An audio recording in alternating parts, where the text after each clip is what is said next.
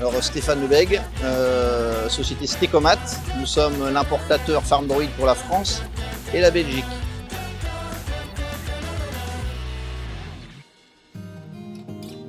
Le robot ici présenté, FD20, sa principale fonction c'est de semer et de désherber, et surtout il a la particularité de pouvoir désherber entre les plantes. Pour la simple et bonne raison, c'est que quand il sème, il fait un point RTK, il géocalise par GPS et par RTK toutes les graines. Donc ça nous permet d'intervenir très très tôt sur des jeunes plantules, et même quand c'est pas levé, on sait biner.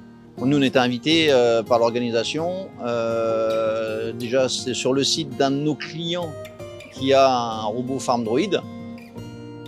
Alors l'avantage que ça apporte aux utilisateurs, eh bien, déjà pénibilité du travail, hein, on se rend bien compte que désherber à la main c'est très difficile.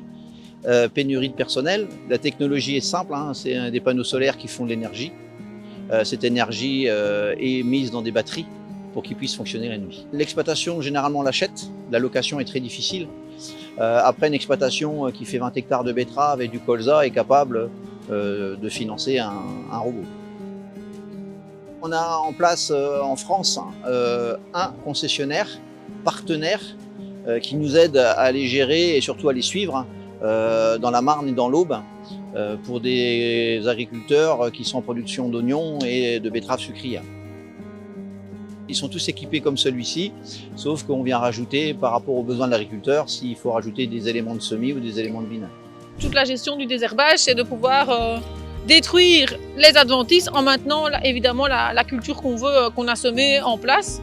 Donc pour cela, c'est beaucoup d'observations, de se dire quel est le bon moment pour pouvoir désherber, par rapport au stade de la culture, par rapport à l'état de son sol, par rapport aux outils qui sont disponibles sur la ferme ou qui sont disponibles par l'entrepreneur, l'interligne que j'ai implanté ma culture. Donc voilà, il n'y a pas de recette miracle, on ne sait pas dire chaque année un froment, c'est 3 passages de recetterie, voilà, c'est tout un peu des appréciations et des changements en fonction de la météo.